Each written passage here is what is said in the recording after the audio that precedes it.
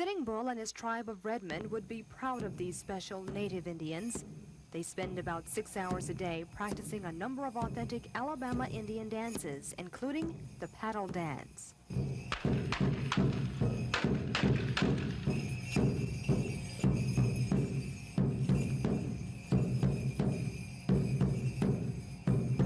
Their diligence pays off.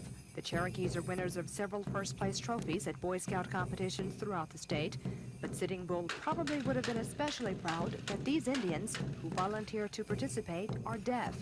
They attend the Alabama Institute for Deaf and Blind in Talladega. They had to practice over and over again at first. They had to be patient, and then they change back and forth until Mr. Coburn selects which students join the Indian dance team. The Cherokees' performance is part of the Alabama Telephone Pioneers of America's annual meeting. The organization supports the Talladega School, along with the needy and aging citizens of Alabama. Kim Davis, WSFA TV News.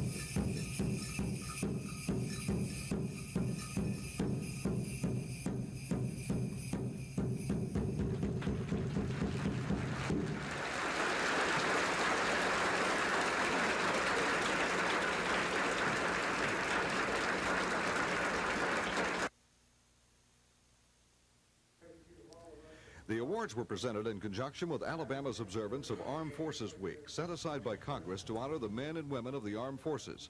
The Governor's Awards are presented to outstanding enlisted personnel of all military commands in Alabama, including the Alabama National Guard and ROTC cadets from the state's universities and colleges.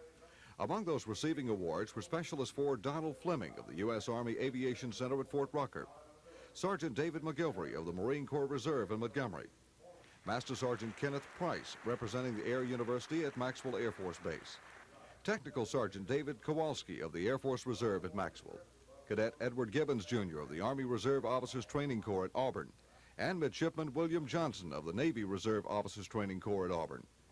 Governor James says the purpose of the awards is to express the appreciation of the citizens of Alabama for the military men and women who preserve freedom around the world. Mac Carmack, WSFA TV News.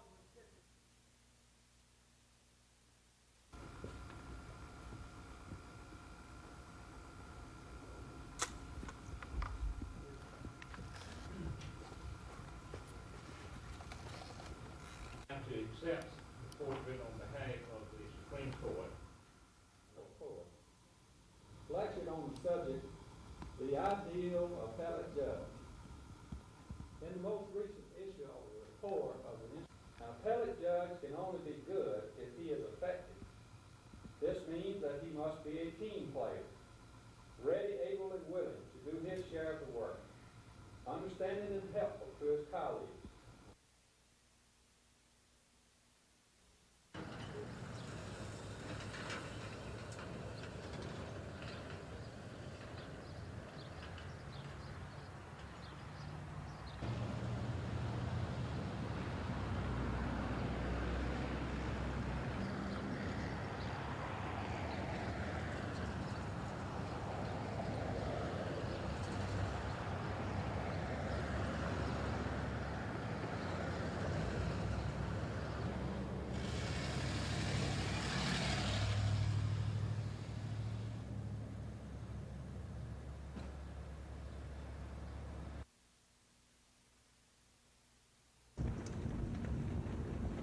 you know, there's not much that As long as we have one police officer, they'll not be forgotten. We in Montgomery still feel that with me today fell off and fell in front of the grave. you for representing him at this memorial service. And the others paid the supreme sacrifice for me. Beautiful hearts, beautiful minds, these slain police officers.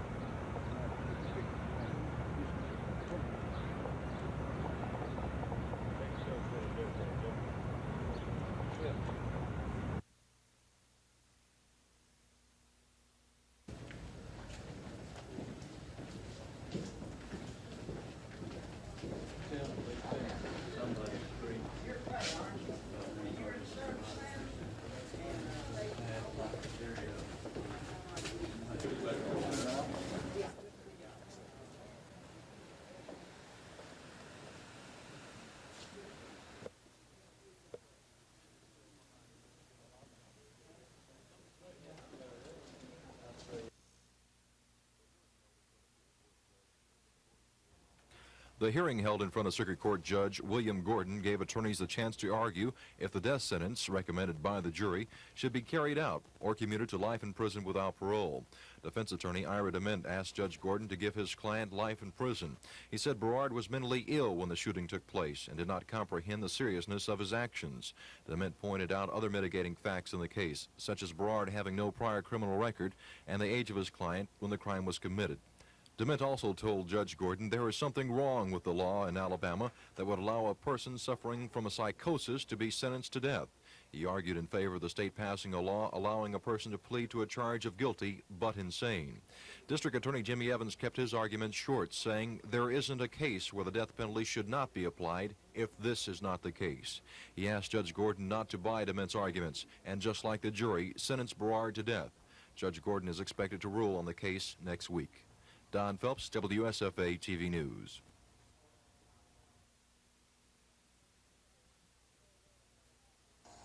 I get it? Okay. Hey. All right.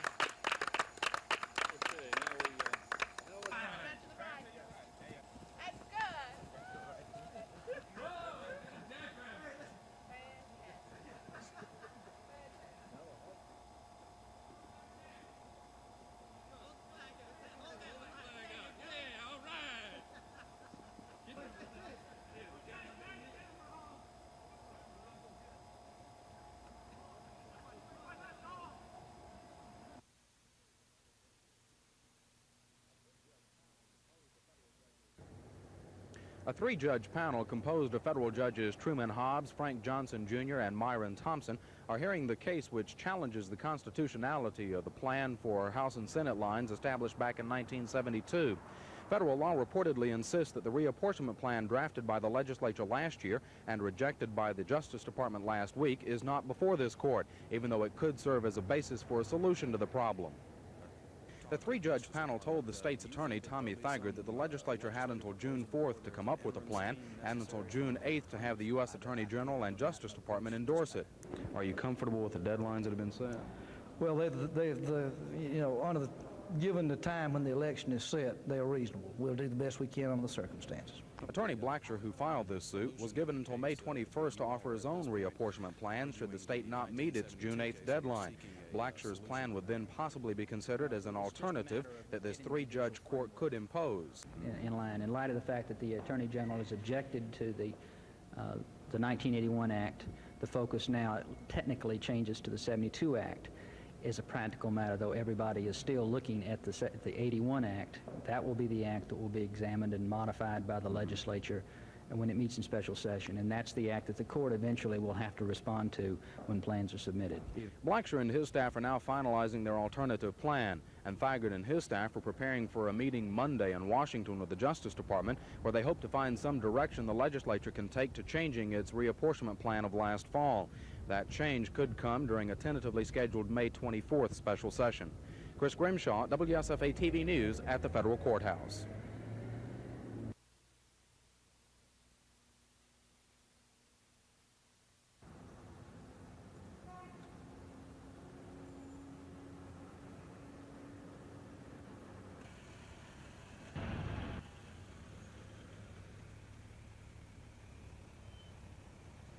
In light of the fact that the Attorney General has objected to the 1981 Act, the focus now technically changes to the 72 Act.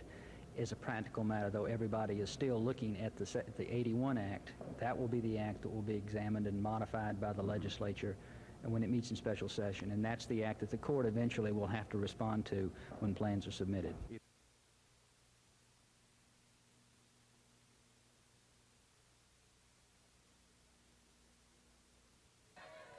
At Montgomery Academy, the Eagles pulled out their first game with Sweetwater, winning 8-7 with 2 runs in the bottom of the 6th. The big blow, this bases-loaded shot pass first by David Droblos.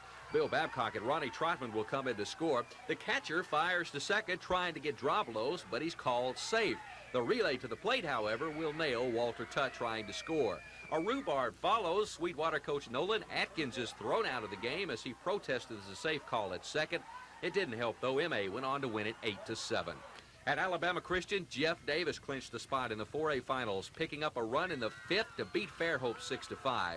With a runner on first, Bobby Collins pounds that ground rule double to deep center field, sending Kevin Henry to third. Al Perkins followed with this sacrifice fly to deep center. That scores Henry from third, and the Vols have their lead at 6-5. Ray Gilbert picked up the win with 3 innings of fine relief work. And after the game, I talked with a jubilant coach, Bubba Lewis. Coach, tough series, but you pulled it out. You're headed to the state. Sure was. We played tight, and we were fortunate to win today. We tried to give it away, and we just hung in there and got a little better at the end. You'll play the winner of Grissom Huffman. Any choice? No particular choice. Both of them got good ball clubs, and we're just happy to get to play. The 4A Championship Series is next weekend in either Huntsville or Birmingham. Rick Pons, WSFA TV Sports.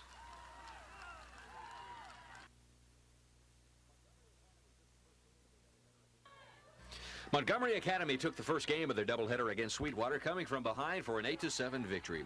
David Droblos got the winning hit in the 6th, a bases-loaded shot pass first that drove in Bill Babcock and Ronnie Trotman. The Bulldog catcher fires to second, attempting to get Droblos, but he's safe. The return to the plate does get Walter Tutt, who's attempting to score. Sweetwater coach Nolan Atkins didn't like the call at second. He's ejected from the game. MA held on for an 8-7 win, but Sweetwater came back to win game 2, 10-5. The series decider tomorrow morning at 10 at Montgomery Academy. The winner goes to the 1A finals. Jeff Davis is in the 4A championship, taking their series with Fairhope, winning today 6-5. With the game tied at 5 in the 5th, Bobby Collins launches this ground rule double to center. Kevin Henry, who was at first, ends up at third. Al Perkins then follows with a long sacrifice to center, driving in Henry the winning run. Ray Gilbert nailed down the win in relief. The final, Jeff Davis 6, Fairhope 5. The Vols face the winner of the Grissom Huffman Series for the State 4A Championship. Rick Pons, WSFA TV Sports.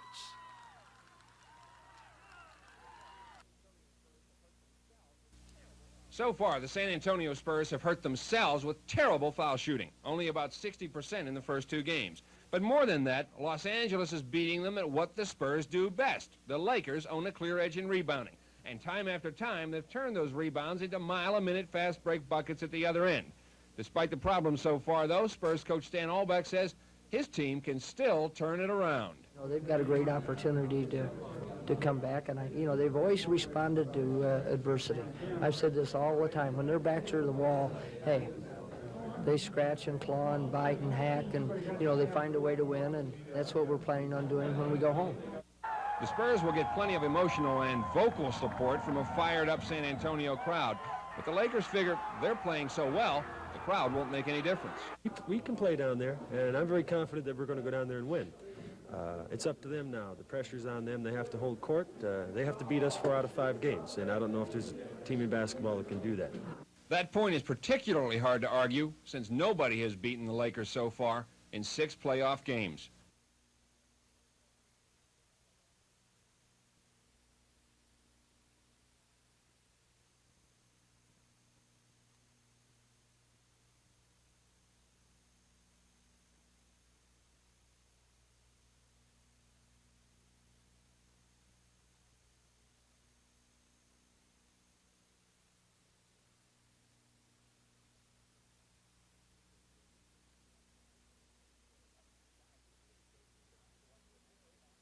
A packed house at Shea Stadium tonight to watch Fernando Valenzuela, and he did in the Mets with his pitching as well as his hitting. In the top of the second, runners on second and third, Fernando launches the sacrifice fly to left. Steve Garvey will tag and score, and the Dodgers led it 1-0. Dusty Baker made it 2-zip in the sixth with this leadoff home run to left off New York starter Randy Jones. It was Baker's 7th four-bagger of the year. Mets get one back in the sixth. Joe Youngblood singles in Mookie Wilson from second to cut the Dodgers' lead to 2-1.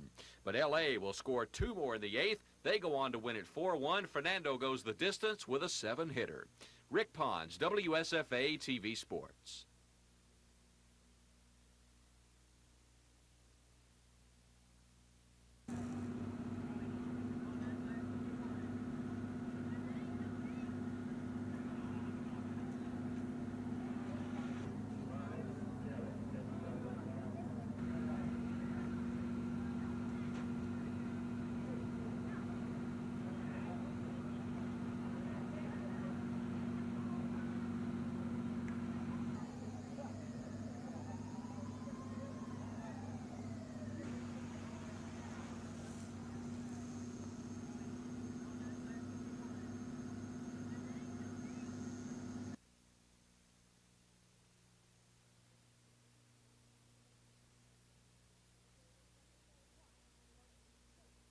Interior Secretary Watt handed over to the state the responsibility of cleaning up Alabama's abandoned coal mines.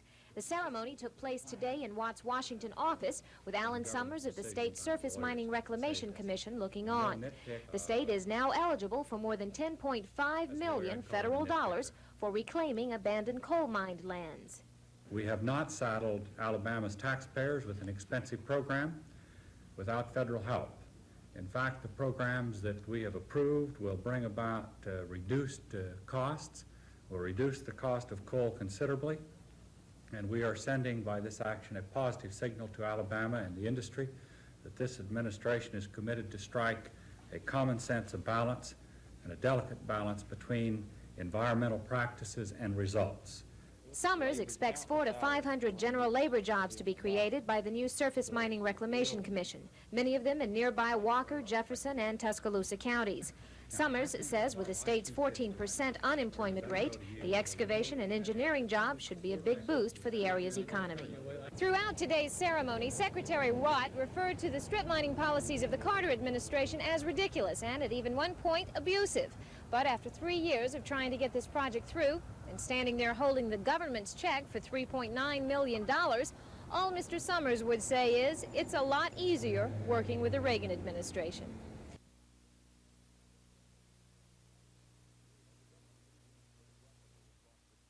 News of the governor's shooting spread rapidly across the country. Press aide Elvin Stanton was in Montgomery. The governor's secretary, Sarah Crumpton, came over and said, "Come in here." And she was pale, and we knew something was wrong, but we had no idea what it was. So we went back into her office and closed the door. And she said the Secret Service hotline, which was a telephone right by her desk, had just rung. And she said, they said, "Something has gone wrong, stand by." And so we knew something had happened, but we didn't know what. A few minutes later, the phone rang again, and they said, "There has been a shooting." And even then, we did not know the details, but the preliminary information we got was that Captain Dothard was in bad shape, but Governor Wallace was not very severely injured. Billy Joe Camp was the governor's press secretary, the man responsible for dealing with the media during the crucial hours and days the governor was hospitalized. What we had was hundreds of media representatives on the scene almost immediately. The telephone lines at the hospital were just flooded. Couldn't get a call in, couldn't get a call out. It was a task of tremendous magnitude immediately because, again, everybody is reacting. Each network wanted the information first. Each major newspaper wanted it first. And we were trying not to lose sight of the fact that Governor Wallace was the governor of Alabama, and Alabamians were deserving of that information as quickly or more so than any other part of the country. Wallace was in the hospital for 54 days, and within the first 2 weeks, there were several critical moments. After about a week, I felt that I would make it. But then I had the bullet taken out of my back, and right after that I came down with peritonitis, which is what kills most gunshot victims. And I was operated on one time without even being put to sleep. I was almost oblivious. I was in such pain, but I was conscious.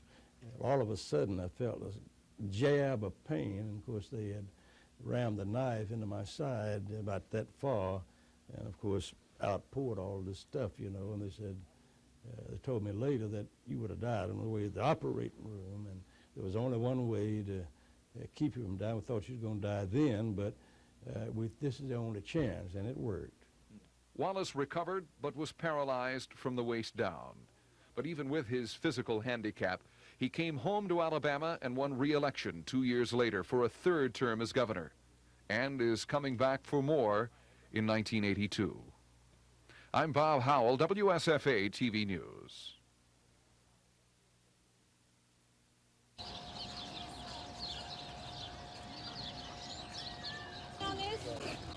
Hold the guinea pig? Sure. And see his little eyes? See his little paws? He has 4.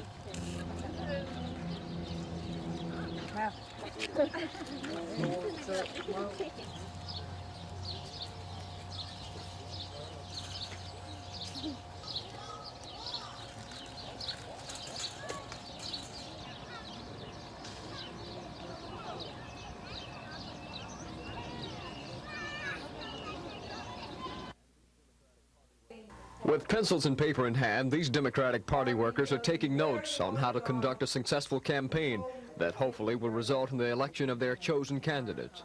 Today's workshop is just one of many that are being held around the state.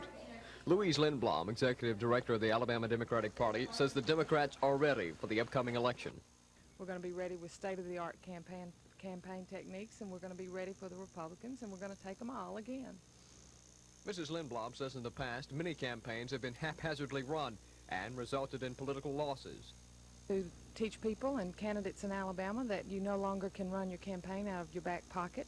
You must have a plan, you must be organized, you must do recruiting of your volunteers, you must make a plan for polling and targeting and for media, and we're trying to show people how to organize that in Alabama for Alabama campaigns.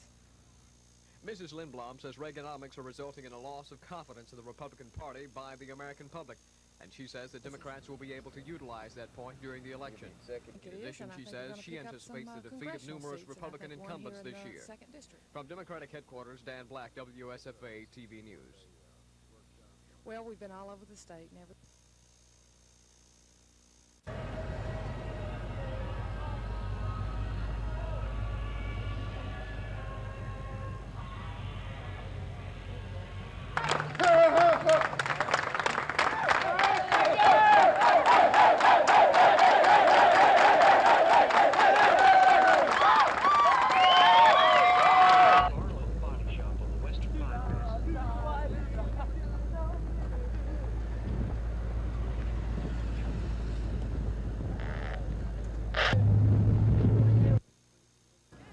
It was a day of displays, demonstrations, and celebrations at the air base. A chance for young and old to get a first-hand look at the military. Montgomery Mayor Emery Fulmer got a closer look than most, taking a jet ride over the state he hopes to govern. But he wasn't the only one up in the air. Skydivers displayed their precision skills, while pilots kept the air filled with all sorts of aircraft. On the ground, even more displays, including what was billed as the largest military aircraft in the world, the C-5. But when visitors tired of looking at the planes, there were demonstrations of military maneuvers, like how to deal with terrorists, complete with blank rifle shots and attack dogs. When Fulmer finally touched down a little over an hour after he took off, he was presented with a flight helmet to commemorate his flight, and he said he loved it. Yes, indeed. That's a lot of fun, and I really appreciate the opportunity to ride in it. I think everybody ought to do a tour of one kind or another in the United States military forces, and this Armed Forces Day is a tribute to all of our armed forces. And Fulmer says he feels the nation owes the military a tremendous debt, and he says observing Armed Forces Day is just one way of saying thank you. Tom Foreman, WSFA TV News at Maxwell Air Force Base. But without them, we'd be nothing, and we have peace through strength. And that's what this day is all about. You know that America must never again be blackmailed by foreign petroleum.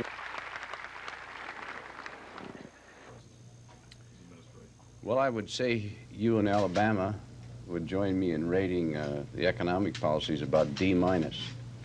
They've managed to make what should have been a good economic year with falling oil prices, spectacular food crop and the rest, into what has been the worst economic year since the Great Depression.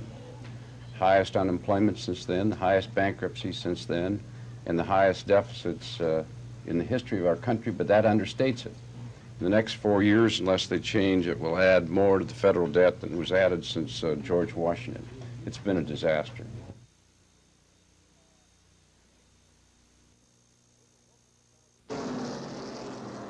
Over 100,000 people are expected to fill the stands at Bristol, Tennessee's Thunder Valley Dragway for the IHRA Spring Nationals.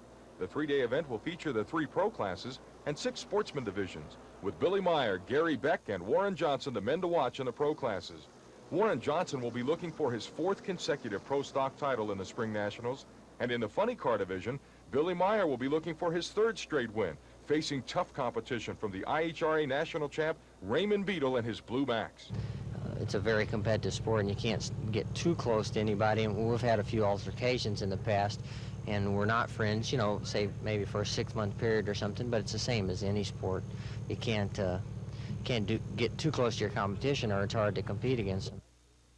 In the fastest of the 3 classes, Pro Dragster, Gary Beck will be looking for his 3rd win and as many tries at Thunder Valley. After a recent win at Rockingham, Beck is ready for Bristol. We'd like to see our car in the first 4 positions so that we can get a good start in first round and go from there.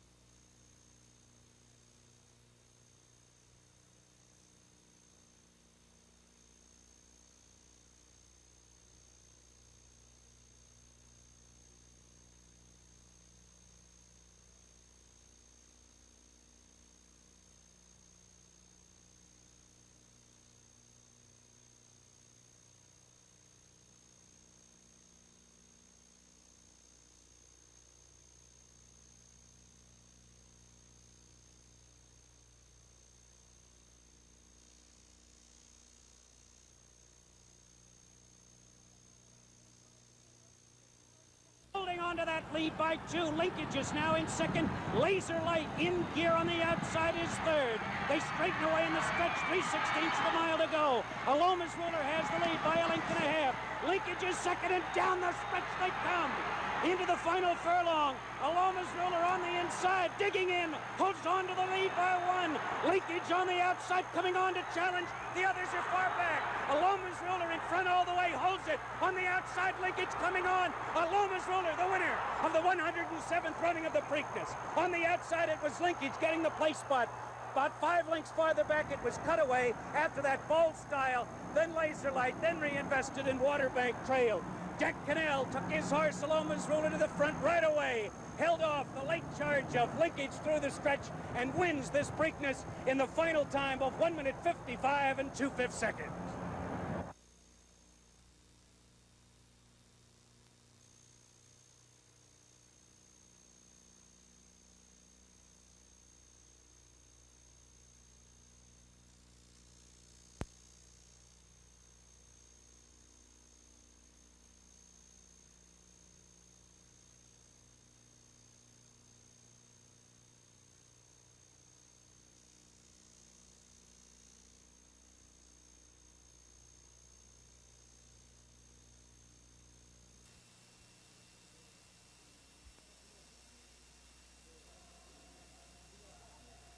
There.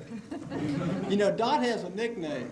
And I think that the Republicans are going to just give them a little more rope and they'll hang themselves and they'll self-destruct, and we're going to have a good Democratic year this year, and I know that Dot will be in the forefront of this, and I congratulate you. I congratulate the young Democrats, Terry, for the idea of having a roast for a great Democrat, Dot Moore.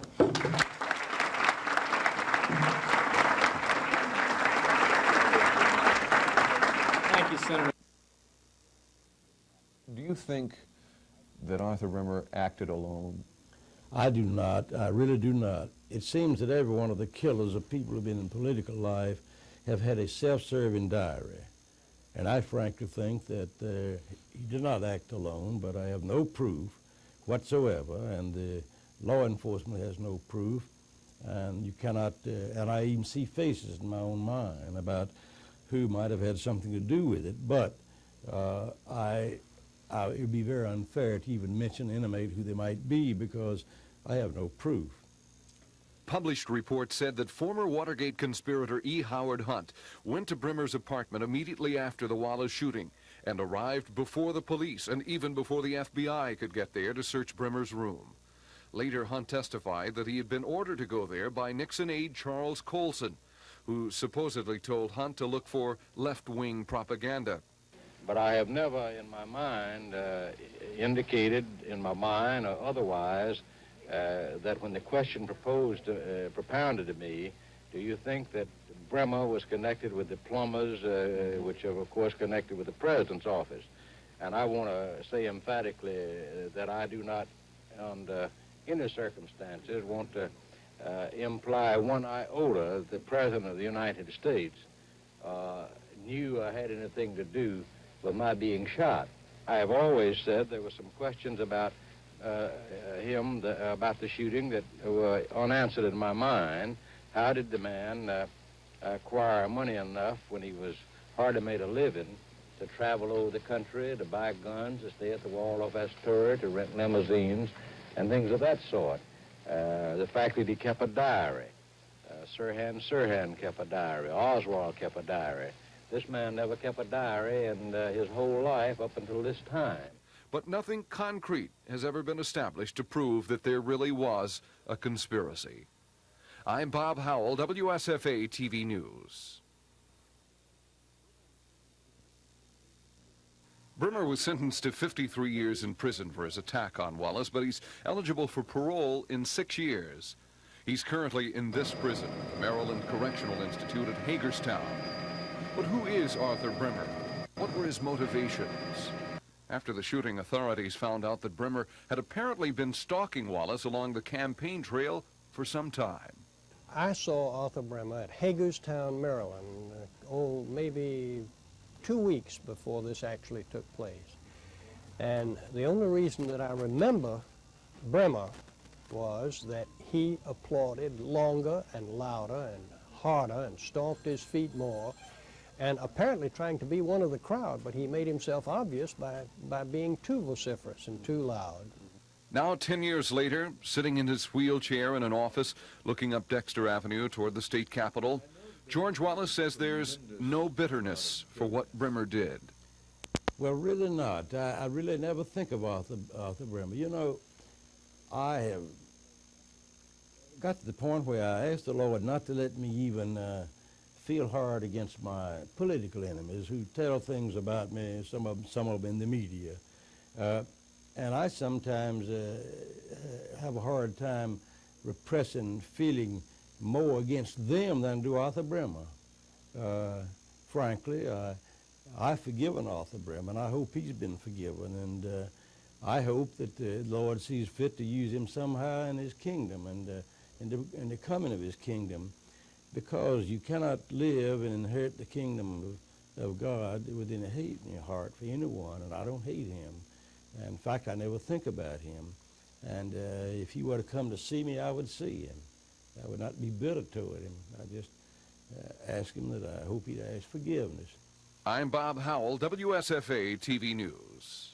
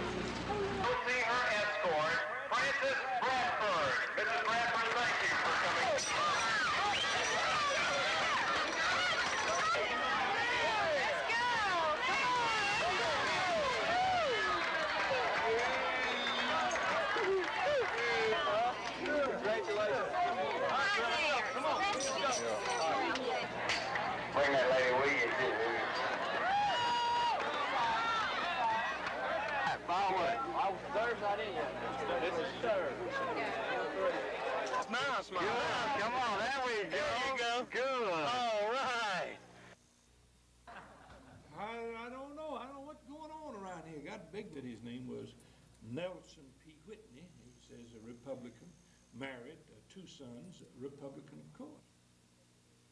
And any of me, to me, or any of you, is that somehow or another we're going to have to look at the mirror on the first Wednesday in November, the day after the first Tuesday in November.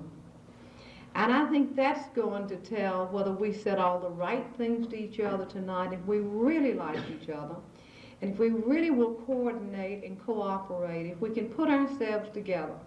Because on the first Wednesday in November, we will know if we're just talking or we really have a Democratic Party in Alabama. We can look on Wednesday morning and find out if 60... It was just over 2 decades ago, in February 1962, that John Glenn was testing an unknown, outer space, for the United States' first orbital flight.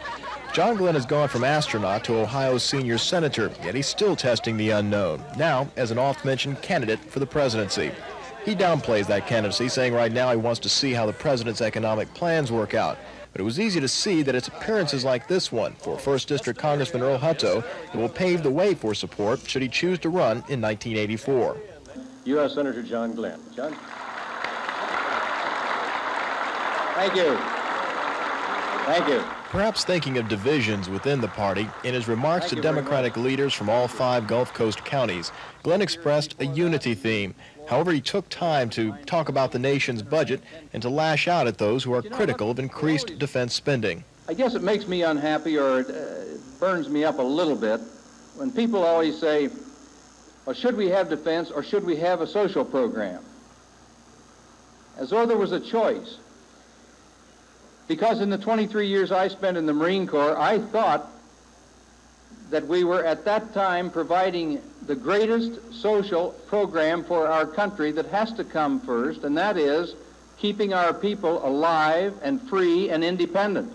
Glenn's visit did more than bolster his public image. It's estimated the Hutto campaign raked in several $1,000s in the fundraising event.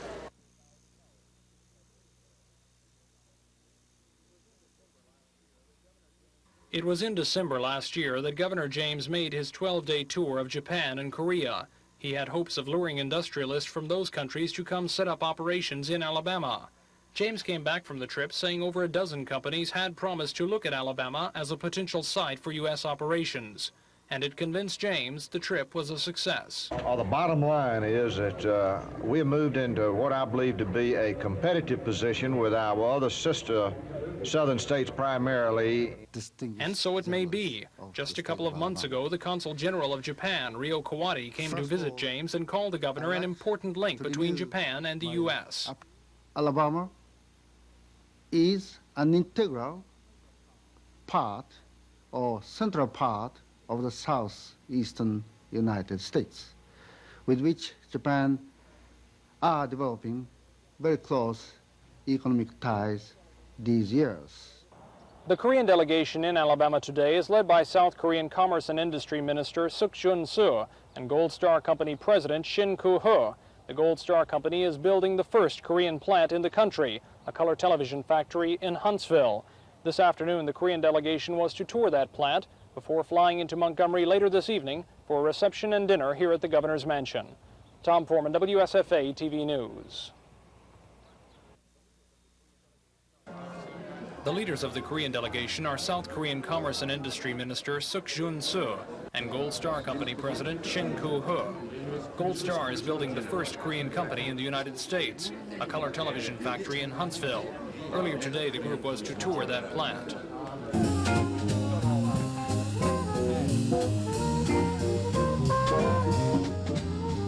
This evening, Governor James and the 2 industrialists greeted about 300 guests at the governor's mansion, including many native Koreans now living in Alabama. Both Soo and Ho played host to James and a delegation of Alabama businessmen during an industry hunting trip to Korea and Japan last December. A spokesman for the governor says this party tonight was just a way for James to return their hospitality. Tonight, then, is a chance for members of the Korean delegation to relax. Later this week, they'll meet with Alabama Development Office officials before moving on to other states as part of their industry hunting trip to this nation. Tom Foreman, WSFA TV News at the governor's mansion. It was the second motor patrol officer in 3 days to be injured in a collision with another vehicle. The accident occurred at the intersection of East Jefferson and Court Streets about 10:45.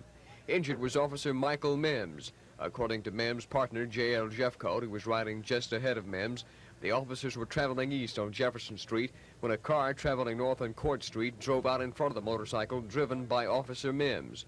According to Jeffcoat, Officer Mims hit the driver's side door and was thrown about 20 feet. Police said the impact threw Mims' helmet off, resulting in severe facial cuts and gashes. Mims was transported to Jackson's hospital by ambulance and is listed in stable condition. An investigation into the accident is underway. No charges have been filed. Dan Black, WSFA TV News.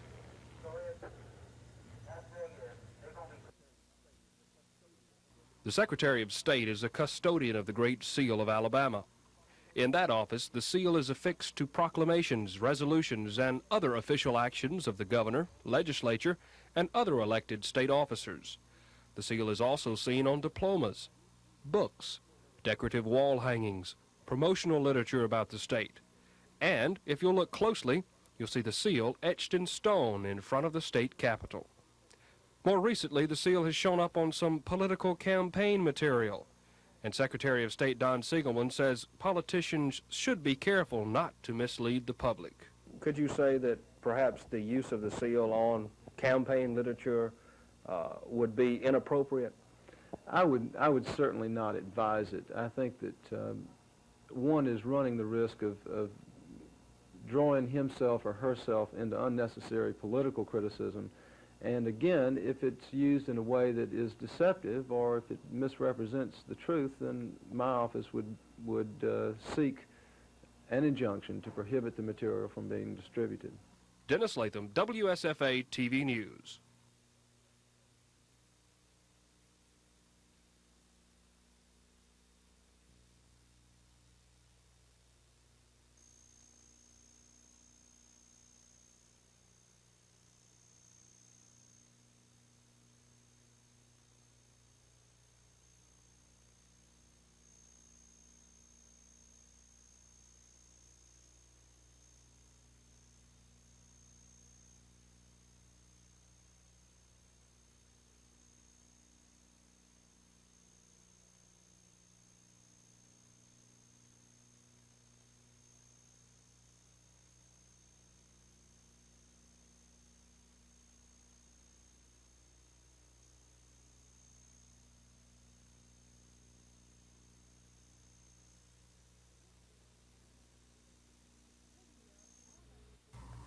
This year, Alabama schools received $68 million through the Title I programs for reading, math, kindergarten, and in-service training for classroom teachers.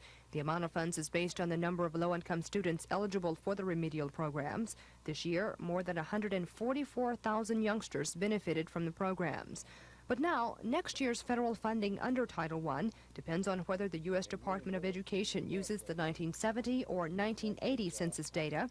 Under the 1970 count, Alabama will suffer a $4 million cut, but under the 1980 census, Alabama schools will lose about $12 million because those figures show Alabama had about 34% fewer students from low-income families than in 1970.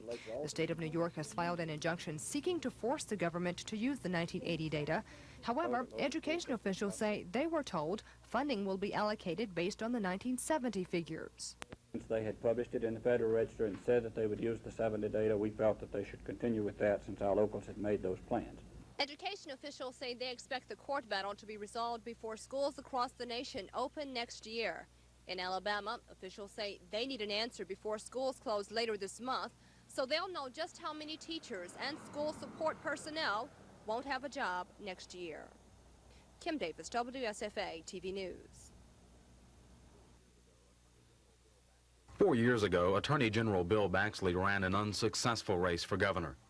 Today, Baxley says he'd still like to be governor, but he says he's keeping his word to former Governor George Wallace. Baxley says he told Wallace he wouldn't oppose him should Wallace run for a fourth term. Bottom line, I think that's all a man's got is his word. I didn't become convinced he was going to run till 2 weeks ago. I'm convinced now he's running, and I'm going to keep my word. I don't want anybody to misconstrue it and think that I'm running on any ticket or I'm because I'm not. I'll work with whoever the governor is if I'm elected. And Baxley says his running for lieutenant governor will prevent any expensive division of the Democratic Party, which he says would benefit a growing Republican movement in Alabama. But Baxley says he's excited about running a positive campaign for lieutenant governor. He says his goal is to provide fair leadership of the Senate and to change what he characterizes as the Senate's poor reputation. We're not going to have this stopping the clock at 5 minutes to midnight. The Constitution says the session's over, and I'm not going to have these kind of tricks. Baxley says since he wants to become a fair and unbiased lieutenant governor, he won't take any positions on political issues during the campaign. Chris Grimshaw, WSFA TV News. The Korean delegation met last night with Governor Fob James for a reception and dinner. It was a chance for James to return the hospitality extended to the governor and a delegation of Alabama industrialists when they visited Korea last December. And today the governor came along to introduce Seo and the Korean delegation at a Montgomery Rotary Club meeting. Seo's address to the club stressed Korean-American cooperation in business. Seo calls the U.S. Korea's greatest ally and trading partner. He says trade will remain the linchpin of economic relations between the two nations. In a question and answer period following his address, Seo said one important reason more Korean industries are considering moving into the U.S. is to avoid import quotas placed on foreign merchandise. In some limited areas, like textiles and so on, the joint venture or Korean investments projects in this country would be very much helpful to promote the future trading relationships between our two countries. Seo says even though U.S. labor costs much more than Korean labor, the possibilities for profit by avoiding import quotas will outweigh the extra expense of an American-based plant manned with American workers. Tom Foreman, WSFA TV News. The preliminary review of the Ellard case has resulted in a finding that there is probable cause to submit Ellard's case for final hearing. The probable cause decision was made by Kenneth Law, probation and parole official from Troy, who was the hearing officer in Ellard's proceeding last week. 36-year-old Mark Ellard was paroled a year ago to Georgia to serve a life term for murder. That parole sparked an avalanche of criticism, and state officials arranged to have Ellard return to Alabama to determine if his parole should be revoked. During last week's preliminary review, Parole Board Executive Director David Williams said there are several reasons the board wanted to reconsider the Ellard case. He points out that when the board approved his parole, it didn't know of an escape attempt or alleged threats against a woman who survived an attack by Ellard, Nancy Kahn. Ellard is serving a life plus 20-year sentence in prison in Alabama after his conviction in the rape murder of Mrs. Kahn's cousin in 1971. He was sentenced to life in Georgia prisons for the killing of a Birmingham College co-ed. The Pardon and Parole Board has not set a date for the final hearing on the possible revocation of Ellard's parole. That date probably won't be set until the latter part of this week or the first of next week.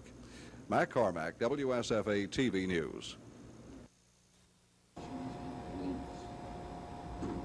How does your indicated on your Schedule 5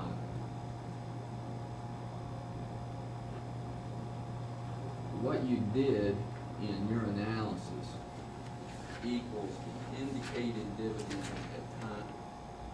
Being an indicated dividend rate is prospective in orientation and used a discounted cash flow analysis. For being prospectively oriented, the numerator being the current price, the ratio being the product of the kind of information that investors would have in any given month.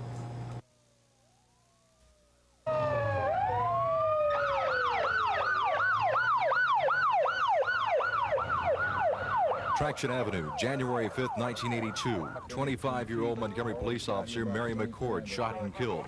Her partner Tony Burks wounded. Both were working as plainclothes detectives in the Vice and Narcotics Bureau. Today, some 4 months later, a Montgomery Circuit Court jury is being asked if Murray should be put to death for the crime. During early testimony, several Montgomery police officers told the jury that Murray confessed to the shooting on the scene, saying Murray, with hands raised, told officers he shot McCord and Burks. Montgomery Police Department investigator Stan Ingram introduced into evidence a tape-recorded statement by Murray taken the night of the shooting. On the tape, Murray said he didn't know that McCord and Burks were police officers. He thought they were going to rob him. In opening statements, Assistant District Attorney Jim Williams says the state expects the evidence to show that Murray knew Burks and McCord were officers, that they had identified themselves to Murray, and were in the process of placing him under arrest when the shooting took place. Williams says he also expects the evidence to show that Murray returned to the crime scene after the shooting before police arrived and asked Burks why he wasn't dead yet. Judge William Gordon expects the trial to last 2 days. Don Phelps, WSFA TV News.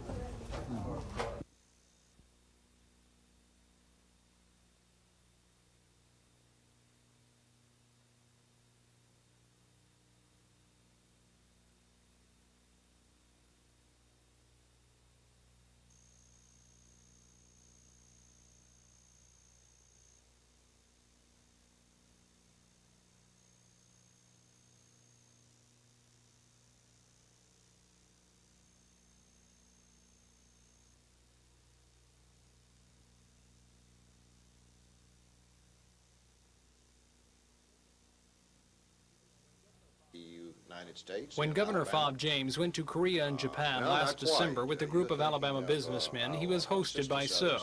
Now James is playing host, and he introduced Sir today at a meeting of a Montgomery Rotary Club.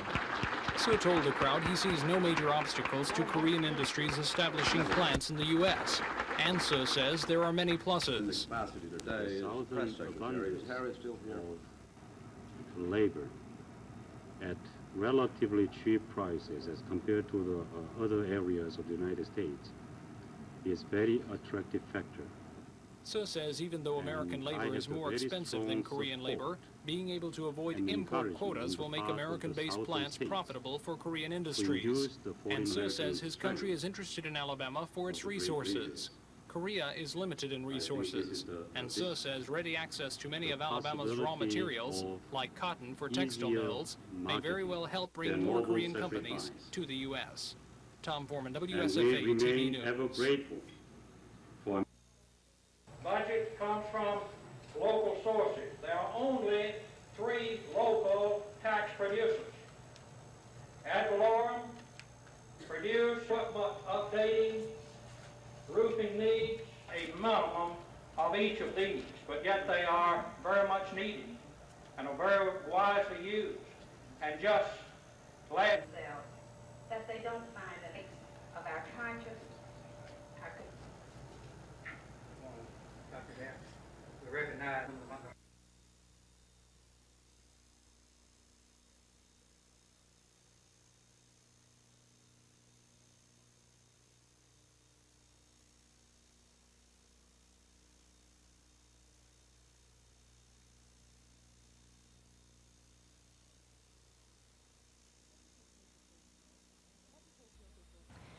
Education officials know Alabama's Title I programs for reading, math, kindergarten, and in-service training for classroom teachers will suffer a cut in federal funding next year. They're worried about how big the cut will be. Now, federal funding under Title I depends on whether the U.S. Department of Education uses the 1970 or 1980 census data. If the 1970 figures are used, schools will lose about $4 million in federal funding. But under the 1980 census, the state will lose about $12 million because those figures show Alabama had about 34% fewer students from low-income families than in 1970. The funding uncertainty comes when the California Achievement Test results show Alabama students in grades 1 through 8 are equaling or surpassing the national average despite fewer dollars. Understand it's a state that is at the bottom in what we spend to educate our students, and yet the achievement scores are equaling and surpassing the national average. Education officials say they were told money will be allocated based on the 1970 figures and will fight to keep it that way. Kim Davis, WSFA TV News. Baxley says he made public statements several years ago promising former Governor George Wallace that he wouldn't run for governor if Wallace did. Baxley says although he hasn't talked to Wallace, he believes the former governor is going to run, so his choice to run for lieutenant governor shows he'll keep his word. Bottom line, I think that's all a man's got is his word. I didn't become convinced he was going to run until 2 weeks ago. I'm convinced now he's running, and I'm going to keep my word. Baxley says he's not going to support anyone's campaign and intends to be a fair and impartial lieutenant governor if elected. I'm not going to take sides in the campaign. I'm not going to take it after I get elected. I'm going to be fair and see that each side has a right within reason and responsibility. Baxley says he intends to change the reputation of the legislative process by implementing rules that will keep things from bottling up until the last day of the session. But Baxley says he doesn't want to talk about any of those changes until after he's won the race. Chris Grimshaw, WSFA TV News. It's hard to think of many ways this electronic age doesn't affect our lives. It gives us digital watches that are also stopwatches, calendars, calculators, and alarm clocks all in one. It gives the police the ability to check your automobile speed. It makes color TVs smaller and portable too. It's allowed television news cameras to become more compact with incredibly sharp pictures, and the list goes on. What we're going to do this week is to concentrate on 4 areas where the electronic age is making some of its most impressive gains: personal computers, home videotape recorders and video discs, satellite communications, and video games. But what's making all this possible? It's simple. Tiny microprocessors, thumbnail-sized chips made up of layers of microscopic silicone patterns that act as miniature transistors. The silicon chip, which is made up of the same basic material as sand, is an all-American invention. Credit for it goes to Michael Cochran and Gary Boone. You might think that happened a long time ago, but would you believe only 11 years ago? Probably the most visible and audible offspring of this infant microprocessing age is the video game, the Pac-Man, Ms. Pac-Man, and Asteroids and all of their electronic relatives.